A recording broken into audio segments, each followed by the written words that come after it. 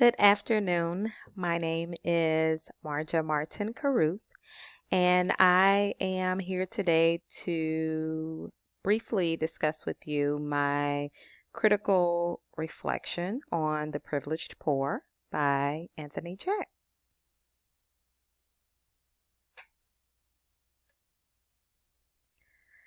So, Jack basically starts this book off with a question: where are the other poor black kids?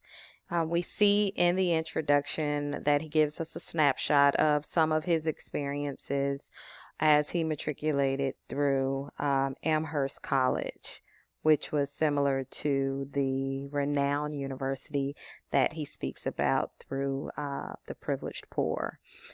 With this particular book, the introduction gives us an overview of the experiences of three social classifications: doubly disadvantaged, privileged poor, and upper income.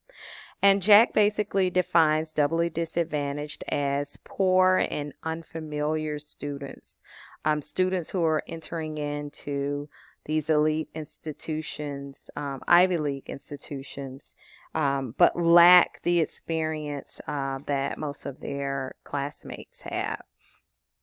The privileged poor, they're poor, but they have the privilege of early introduction to the world that they will enter into in college, whether that's from prep schools or private schools. They have a little bit more experience under their belt. And then, of course, the upper income students are those students who are fluent and have grown up in the elite system, in so many words. They've gone to the Ivy League type preschools and prep schools and middle school, high school. So they start at these Ivy League schools already with those experiences under their belt. Most black students at Ivy League schools come from upper income families. And we see or have seen over the last couple of years or within the last decade that number of black students in Ivy League schools have increased, but we see also that they fit into those other social classifications: the doubly disadvantaged and the privileged poor. For nearly 2 decades, universities have been pressured to do more about addressing inequality in higher education as well as affordability. And renowned university seemingly has taken or has made an attempt to address some of those issues, but they've missed a mark somewhat, in my opinion.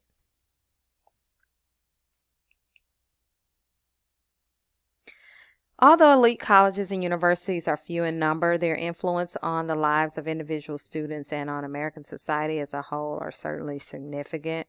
And some of my higher ed groups, some of my colleagues, we talk about how the Ivy League institution college view books and brochures always show these glossy pictures and settings of a diverse background that give this illusion that it's an inclusive space. However, access does not always mean inclusion, as Jack points out throughout this piece.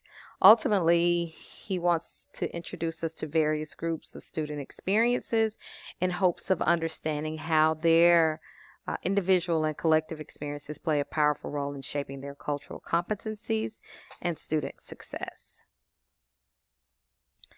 Chapter 1, Come With Me to Italy. So at renowned university, of course, we know that the majority of the students there are from the upper income affluent students. Several students from various social classifications were interviewed and asked about their experiences. There is, though, a distinct contrast between the experiences of the privileged and those who have constraints. Many doubly disadvantaged students experience assimilation blues from the beginning, just basically feeling like they didn't belong or they really couldn't relate to their classmates. So while many universities spend so much time on the quantifiable outcomes like grades and graduation rates, they kind of miss the mark on what are these students going through, on their day to day? Like, what's their day to day reality?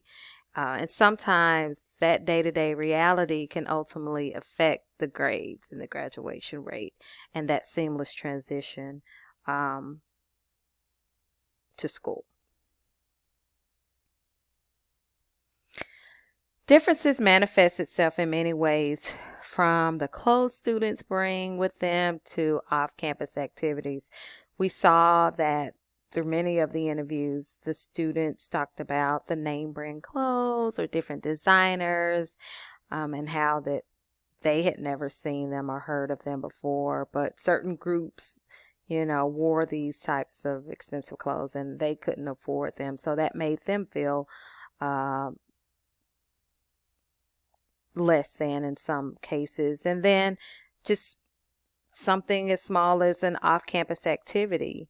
Many of the students talked about not being able to participate in some of those off-campus activities. Culture shock has many levels, as it is explained by the doubly disadvantaged and the privileged poor students. Culture shock meaning, we're in this space and we're unfamiliar, or culture shock could be the fact that these students are able to travel to certain places and they are unable to do this because they simply just don't have the money or the resources. While the privileged, poor, and doubly disadvantaged share commonalities, though, it was still evident throughout the interviews that the prior experience of the privileged poor allowed their transition into college to be a little bit more easier than the doubly disadvantaged. Chapter 2, Can You Sign Your Book for Me? So in this chapter, Jack basically focuses on the relationships that are developed amongst the students, the faculty, the staff, those in leadership, and we see that most legacy students experience the value of connecting with faculty. Affluent students typically feel more comfortable around and engage with faculty easily because of prior experience in early education and life. The affluent students and privileged poor students oftentimes grow up in environments that just have basically prepared them for comfortable relationships with professors and other leaders. And the doubly disadvantaged just haven't had those opportunities. We see that the students who developed the relationships with faculty early on were in the best positions to reap benefits of the institutional resources ultimately. Most of the doubly disadvantaged students stated that they were intimidated and didn't feel comfortable speaking to faculty. There was also some discrepancy about faculty office hours and availability. So when one group made sure that the resources were available to them, or they went out of their way to make sure that they developed those relationships, the other group basically just didn't feel as though the faculty time was set aside for them. We see, though, that the affluent students and the privileged poor students seem to feel entitled to the professor's time and resources. It was just very odd listening to some of these interviews. The doubly disadvantaged seem to think that the privileged poor and the upper income students were simply brown nosing. So it's interesting to see their perspective about how those relationships are important, or why they're important, or why you should even try to develop relationships with your professors. Chapter 3, I Too Am Hungry. So in this chapter, there was a discussion about how at some Ivy League schools and renowned university, they would close the cafeterias during spring break, which of course created disparities amongst the doubly disadvantaged. students. Several of the students were unable to go home or go out to these extravagant spring break destinations. They were forced to stay on campus. So, of course, if the cafeterias are closed, then how are they supposed to eat? And through this chapter, Jack talked about how the policies and programs at universities shape the daily life in a major way. And I don't think that those in leadership, thoroughly thought out those programs and policies and requirements of all of their students, of course. Certain programs like the community detail, even it was geared to help students financially, but it actually had social costs because students had to choose between programs that may actually align with their interests or programs that are paid and don't require upfront fees. So again, we saw the privileged poor and the doubly disadvantaged possibly having to make a decision that their other counterparts didn't, because they didn't have the funds to pay those upfront fees. Countless accounts of problematic community detail experiences, of course, which left several doubly disadvantaged students angry and disgusted. We also saw in this chapter that some administrators even thought that it was a great way for them to meet kids ahead of time to see college campus. I'm just like, you should have created another type of program to do that. They even interviewed one student, Carol, who says, community detail, other students cleaning my bathroom. It's like Cinderella. You're living in a dorm with them, but then they clean your bathroom. It's awkward. So imagine if Carol was saying this, how many other students were saying this, and maybe those who actually worked in the community detail getting wind of this and how this made them feel ultimately. However, Renowned is not the only university that places students in manual labor or service-oriented positions. Schools like Purdue University and University of Connecticut also hire students for janitorial services. I simply do not agree with that, whether it's at an Ivy League or a urban institution. I just think there should be some other program or way for students to make extra money. So in conclusion, Jack basically just lets us know elite institutions and their promises of hope, yet they lack the needed wherewithal to properly serve students that fall into the privileged poor or doubly disadvantaged groups.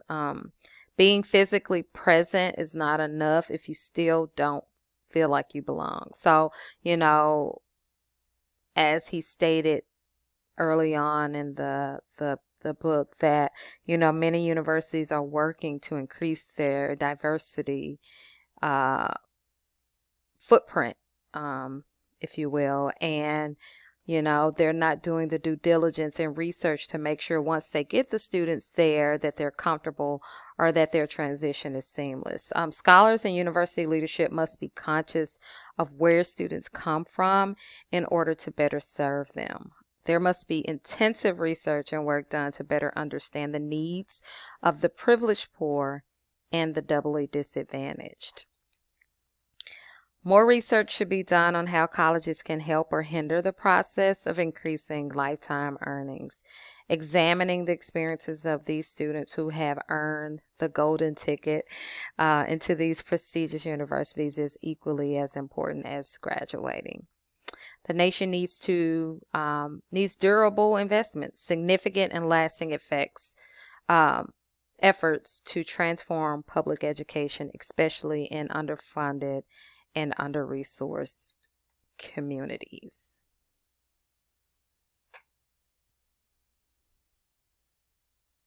And lastly,